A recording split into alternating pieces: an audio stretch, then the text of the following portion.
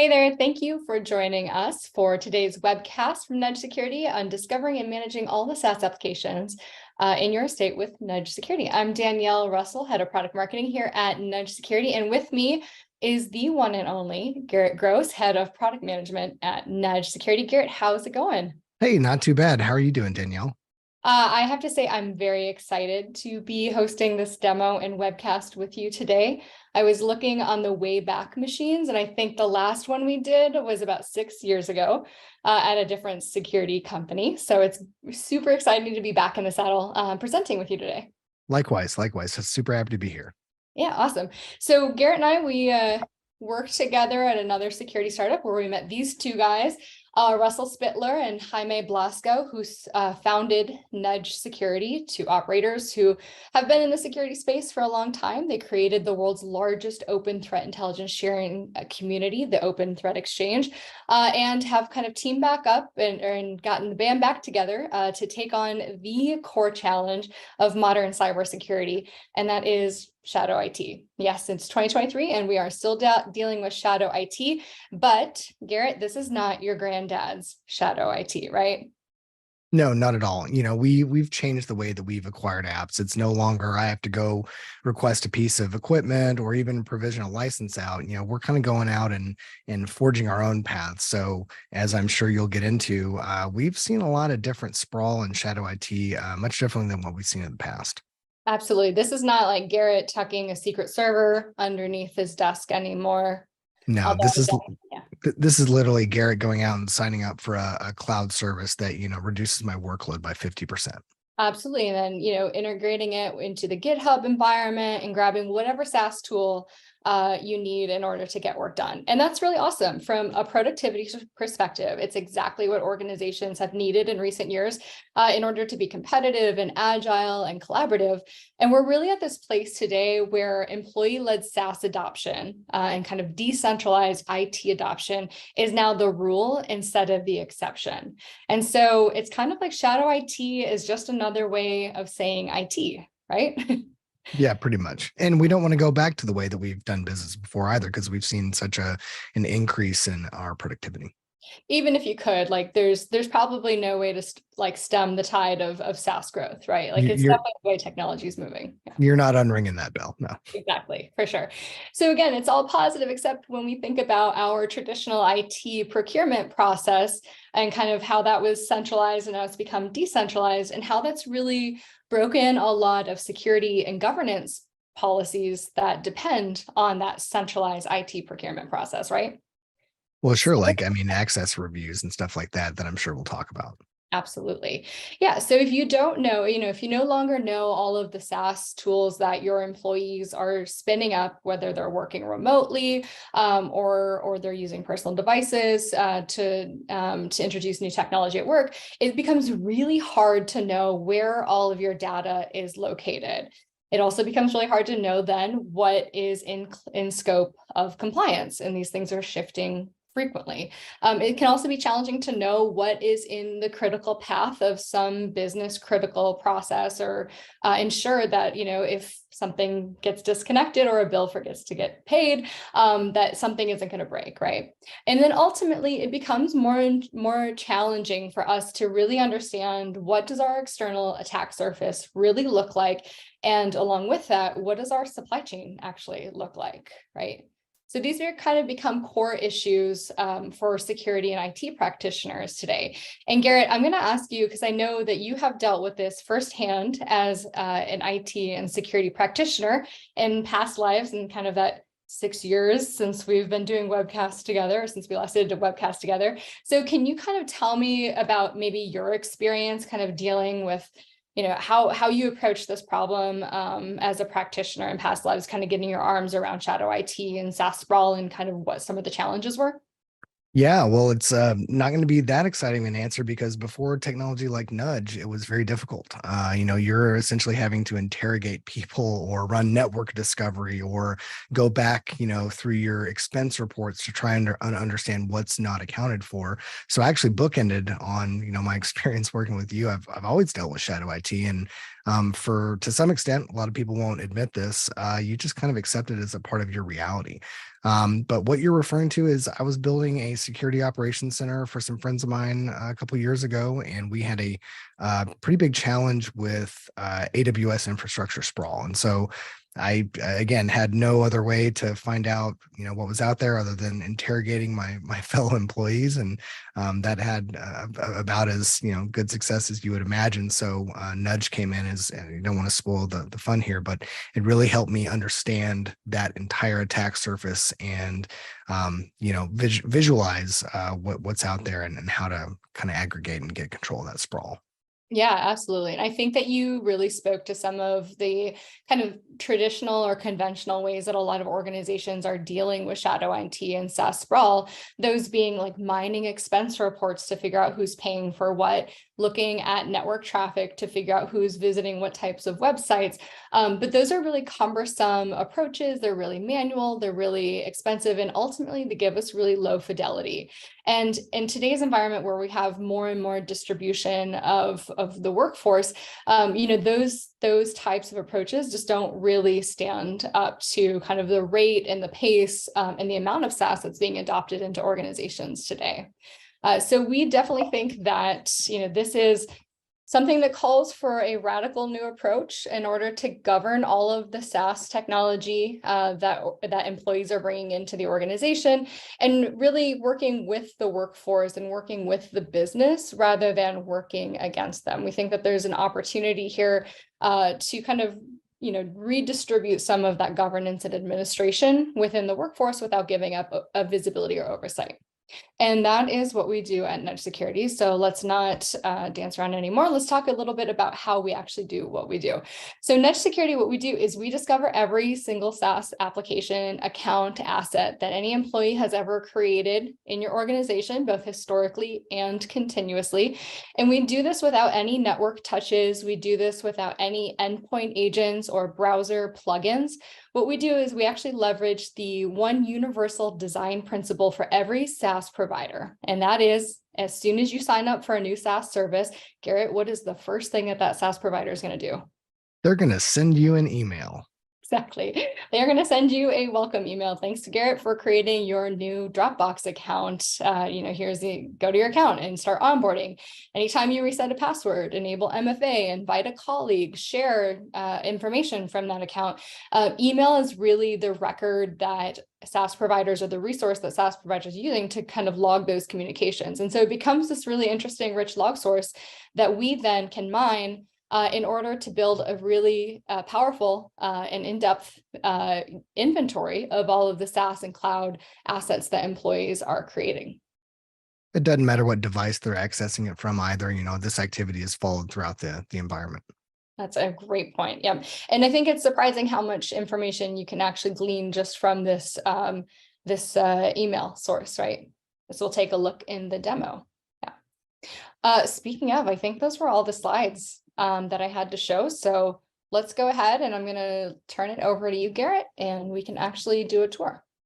Cool. All right. Everyone see my screen all right? Yep. Perfect.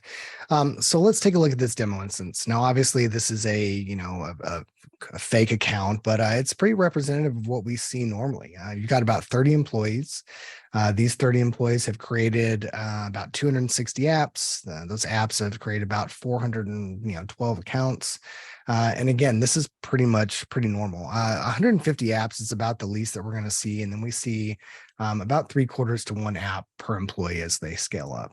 And then about 10 to 15 accounts per employee as that comes in. What I like about this is that immediately you see the value that Nudge provides. Like, Do you know what the most recent account that was created in your environment? Well, absolutely you do, because here's a pod that shows you all these brand new apps and the accounts associated with that. Do you know who's most likely to introduce new technology into your environment? Well, before Nudge, probably not. But here you get a table showing, we've got our fake CEO, our fake CTO, which that would be kind of expected. But then we've got someone here, who may not be shouldn't have this level of access. So again, this immediate level of visibility is pretty compelling. Similarly, most privileged users, again, we've got kind of the normal host of folks up here, but then going down this list, we could use this to understand if maybe we've got some access that's been provisioned incorrectly. What I love about this dashboard, Yeah. Garrett, specifically this most likely to experiment and most privileged users, I think about if you're new to role as an IT or security leader and you need to figure out who are the people in my organization that I need to go take out to lunch, make friends with, understand what's going on, or if I'm going through M&A, and I need to kind of get a sense of who owns what so we can start to consolidate things. There's just a lot of different reasons why you might want to know like who has the most access and who's introducing the most things. So I know exactly within a few minutes, who do I need to go talk to first? Yeah, and again, this is just not the type of visibility that you're usually used to. And when I saw this for the first time, because again, I don't know if I mentioned I was a former Nudge user, seeing this for the first time, I was almost bewildered by the level of access. I mean, even just this right here, the apps with recent security breaches, to see, well, these are all the apps that are in use in my environment, and I'm going to notify you of all the applications that have had some kind of security event in the recent, past, which again is great because I can drill into here very quickly. I can see who all has accounts in there, and then I'm able to contact them immediately and say, hey, listen, we need to talk about your use of this application because of blah, blah, blah. And then we move quickly to start modifying that behavior. Because that's a pretty common issue we see all the time. A CISO will get a call from their CEO or the board and say, "Hey, we just saw X app on the news. Do you have X app in use anywhere?" And while a lot of organizations can say, "Well, yes, we do know that this is or this is not our preferred CRM," most organizations will have to do some digging, and not very many could say, well, yes, beyond a shadow of a doubt, I can tell you I'm not using this in our work. With Nudge, however, it's very easy to see that. And again, like I showed you, easy to drill into that app and understand exactly who I need to contact immediately. We have had so many customers who have commented that they've been surprised during recent high-profile data breaches where they said, we wouldn't have thought to check if any users were using X, Y, and Z app.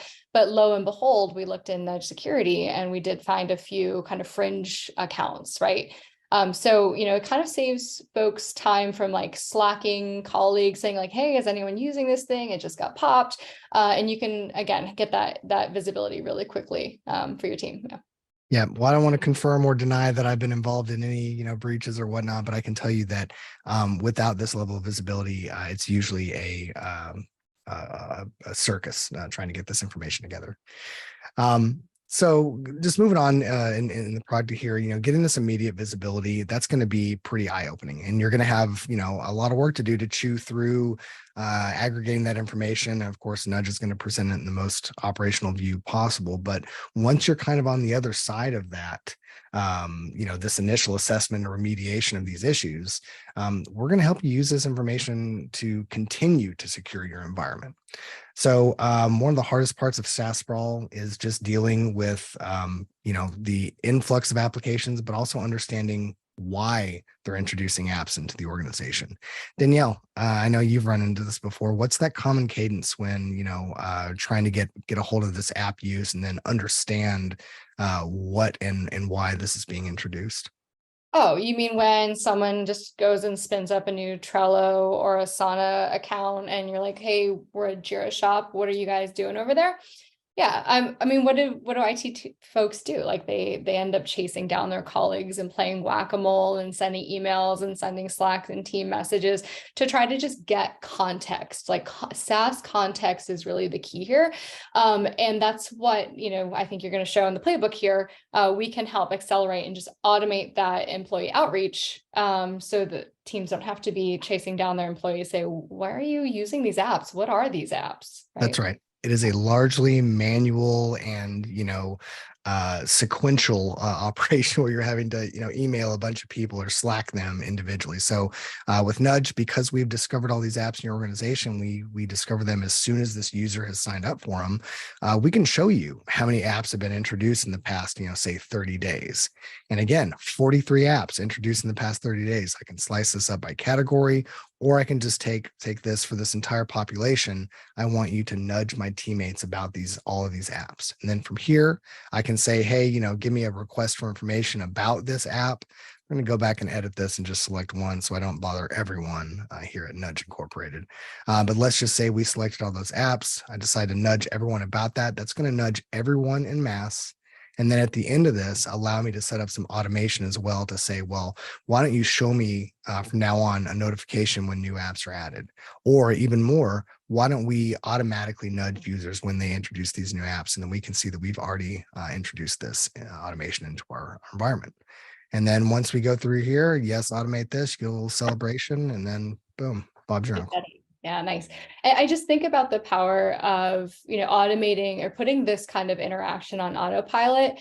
Not only is that saving folks in the governing team's time, but it's also creating this kind of justification of need record within Nudge security. So if you ever need to go back and, understand, when was this thing introduced, who introduced it, why did we start using it, what was it used for? What kind of data was it touching? What kind of systems was it touching? I have all of that here, beautiful, laid out in a nice historical conversation. Yep. Yep. And it's great. And I mean, the amount of kind of, normal operations that we're able to assist you with just keeps growing. We're adding them all the time. One that we can take a look at real quick. If you're using a single sign-on solution, Nudge can help you ensure that all of the available apps are onboarded to your SSO. So let's say you're using Okta, for example. Again, you provide your API key, Okta subdomain. We discover, let's go ahead and use this user. We discover all the apps that are currently not signed on to your SSO, because again, we've hooked into Okta as well. And then, we're going to go through, and again, we're not going to nudge 256 apps. We're just going to nudge a couple, but I can nudge all these folks about these apps and say, hey, listen, let's reach out to our technical contact and onboard this app to Okta. And again, this would normally be a largely manual process that I'd have to do one by one, but with Nudge, I just do this with one click.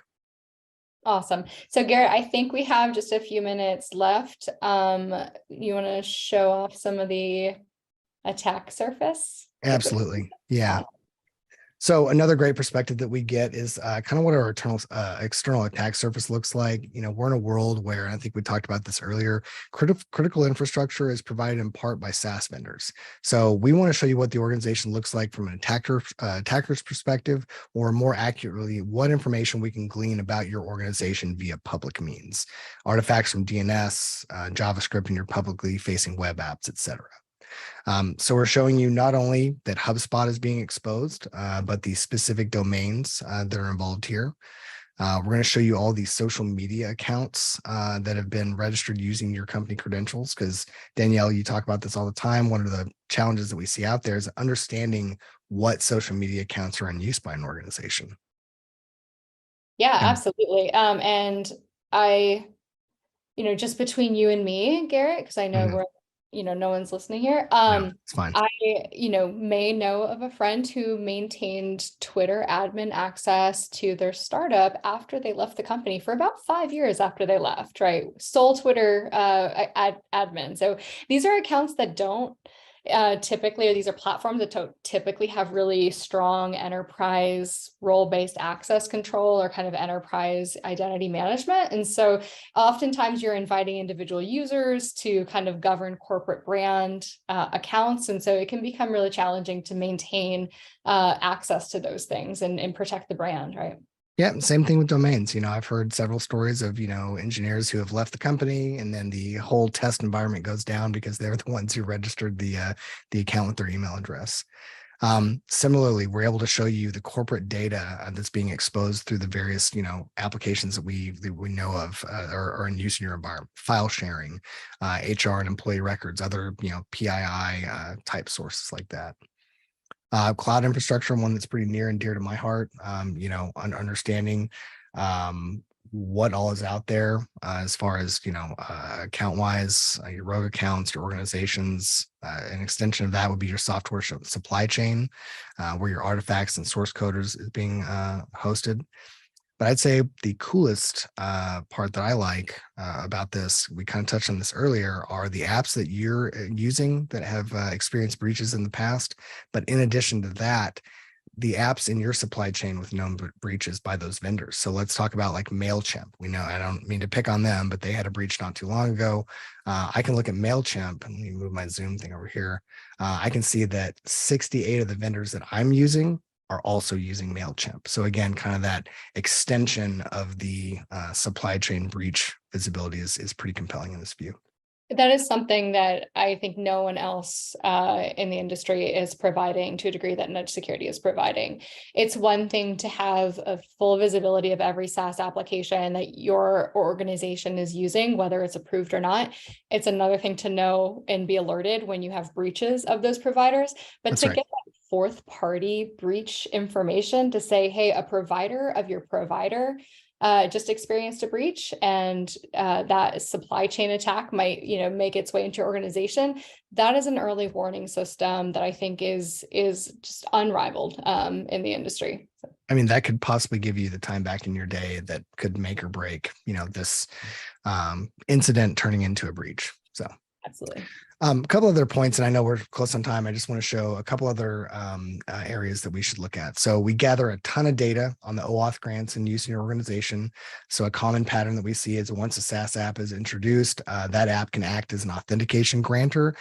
People start adding more apps just kind of exponentially. I mean, I know Russ likes to joke that the OAuth grants are the new EULA. People just kind of blaze through those and they don't say, or they don't take notice that, oh, well, you're giving this access to view, delete, rebroadcast, plagiarize all your Google Drive files or, whatever in your environment.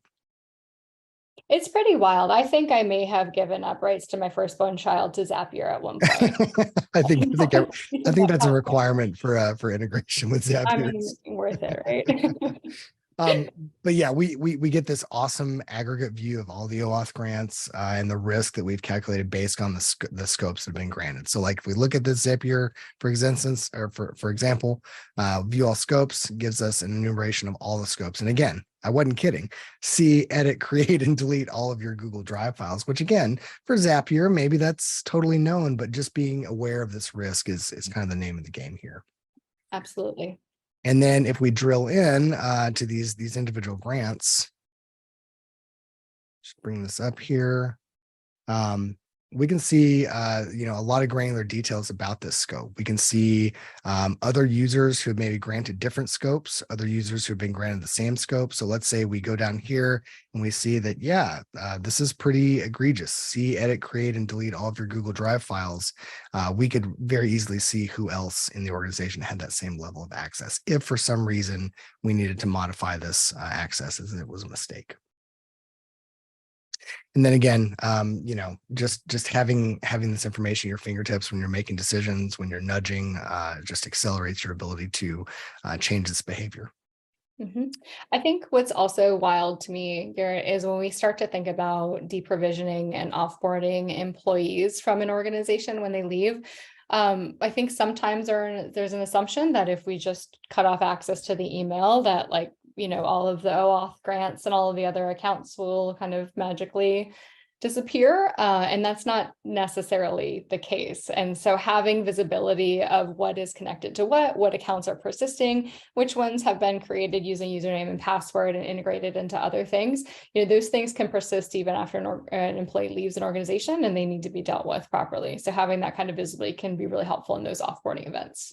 Yeah, and I'd say you're right. It's kind of a best effort at this point to get those accounts closed out or if they're part of your business continuity transferred to another user. So yeah, having this immediate link to, let's say, an AWS account or a certain project within Slack that that they created, just having that visibility when you're making decisions can be very, very compelling. Absolutely. So Garrett, we do have some questions, and I will encourage folks to continue to drop questions into the chat while we're answering these, but let's go ahead and pull these up. So let's see, I'm going to lob a question to you first, Garrett. Let's see. So we covered this a little bit, but reiterate, what access to Google Workspace or Microsoft 365 does Nudge need in order to collect all of the information that we're collecting? Yeah. So, I mean, we can create different levels of admin access, but the basic level of access that we need is a read-only admin account. This can be accomplished a couple of different ways, as we've seen recently. But again, the ability to view the read-only admin scopes, and we provide those scopes explicitly in our documentation if you have questions on that. But yeah, that's the level of access it needs.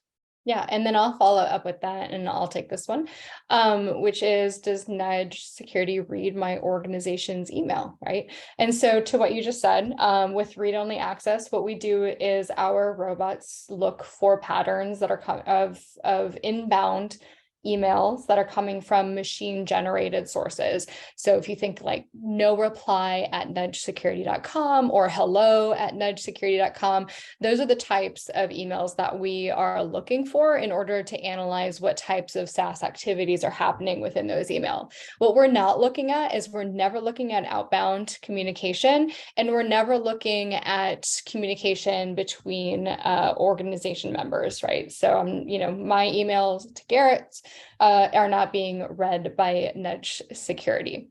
And then just to kind of continue on that, only our robots are analyzing those emails, are doing that in memory, and then we are destroying the workers. So there's really nothing that persists. There's no contents of any email that ever makes its way into Nudge Security, only the metadata that we need in order to populate the inventory and record of events. And then everything is destroyed. And obviously you have full control of your own data and can delete it at any time. Just to underscore that, no human eyes ever read your emails. Yep. You know what? No human eyes ever read my email either. Well, that's true. I've seen your email inbox. You've got like 10,000 emails. It drives I me. had 10,000 today. Yes, I did. Unread. All right. Let's see. How long does it take for this inventory to populate? Do you want to answer that one? Yeah, I can take that one. So that's going to vary greatly, in the size of your organization. I mean, we're talking about a startup with, 15 or 20 people versus a 20-year-old organization with, 2,000 employees. So we generally say within a couple minutes to a couple of hours, you're going to get it back. But again, when I use Nudge Security, I was shocked at the time that it took to come back to give that full visibility of my organization. Yeah, I remember I was at a security event last year talking to a CASB vendor. And one of their selling points was that they give you 3 months of free professional services in order to do tuning for the product. That was a selling point. And so I think when you start to compare like some of those alternative ways to get information and really understand what's happening in terms of like what your employees are doing online and what they're going to, the value of a few hours or even a full day to get that information from Nudge versus 3 months of fine tuning. I mean, it just doesn't even compare, right? No, not at all. Yeah. So Danielle, let me ask you a question. Sure. Does Nudge block access to new or unsanctioned apps? Oh, this is my favorite question. And I wrote an entire blog about this with tons of Jurassic Park references in it. So definitely check that out on our website. But no, we didn't set out to recreate a firewall at Nudge Security, quite simply. And more so what we have found and what we kind of built our hypothesis around on the company is that if you design security in a way that works for the end user and works for the way that work actually happens, you can actually drive better security outcomes. What we found is when you block, or when you try to block employees' access to unsanctioned SaaS applications, life will find a way, right? They will find workarounds. In our study, we surveyed about 1,000 people, and 2/3 said, yeah, absolutely, I would try to work around some kind of firewall or blockade that prevented me from getting work done. In contrast, when we said, hey, we're going to send you this nudge and just ask you for more context about this, this new app that we don't know about that you're using, twice as many people said they would be likely to comply with a nudge. And so really, when we think about that kind of user machine interaction or user security experience, we can design one that's a little bit more sophisticated and aligned with the realities of modern work. And in doing so, not only do we create a culture of trust and security within the workforce, but we can also drive the type of security outcomes that we're trying to drive on security teams. Yeah, that's a great point. And as a former member of the Department of No, kind of the old way of doing security, the third of folks that you described that could not find a way around, they'd probably just get mad and leave. So again, it doesn't provide a good experience for anyone. For sure. Yeah. And, it can obviously slow the business down. Now, that's not to say we want to create a free for all. And that's where having that kind of visibility, oversight, and governance with nudge to help keep folks kind of in line with policy through nudges can be really effective at scale. So, Garrett, I think we are over time, which I knew we would do. So I'm going to wrap us up here with just a few notes.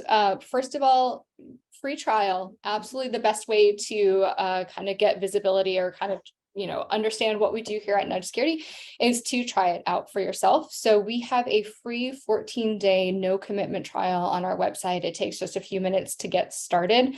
And excuse me, by getting started, I mean sign up and start getting analysis in your inbox in a few minutes.